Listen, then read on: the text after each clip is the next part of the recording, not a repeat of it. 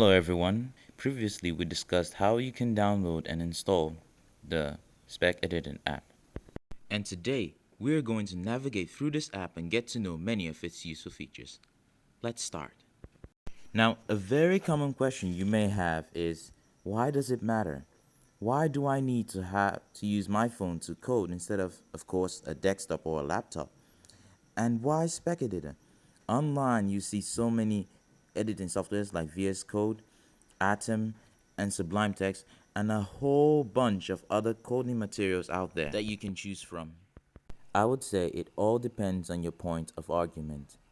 But as a beginner, I would recommend that you use both the computer and the mobile for your web development for the reason of accessibility. Most beginners find out that they depend more on their mobile than on a computer, and to start using a computer to code for some is really challenging. I can remember when I first started to code, it was very difficult to pull out my computer and to adjust my mindset for the work ahead when there are a million things one can be doing. But whatever preferences you have or whatever method you want to do, as long as you are consistent in your learning and practice and it works for you, then go ahead and do it that way. As a little tip to guide you, I will recommend this awesome book by Dr. Angela Liu entitled 12 Rules of Learning to Code. I'll include a link to it in the description and also a link to our Telegram channel so that you can go ahead and be part of that. Now let's get on with the review. Now your spec editor may not look exactly like mine because I have gone ahead and deleted most of the starter projects that they have there for me. But I can simply put any of them back by tapping on that button right up there, and then we can go to workspace, and from workspace we can create a new file. Now once you click that button, you're going to see all of the frameworks that they have right there: HTML, Bootstrap, Angular, so on and so forth.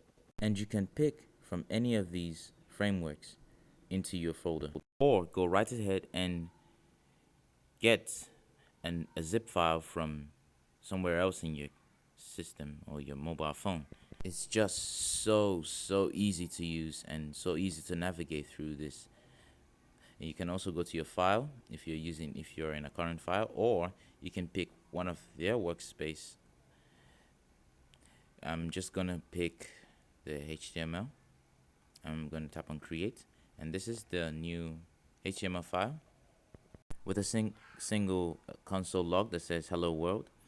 I'm just gonna go through some of these files. This is the JS file, that's the index.html, that's the CSS.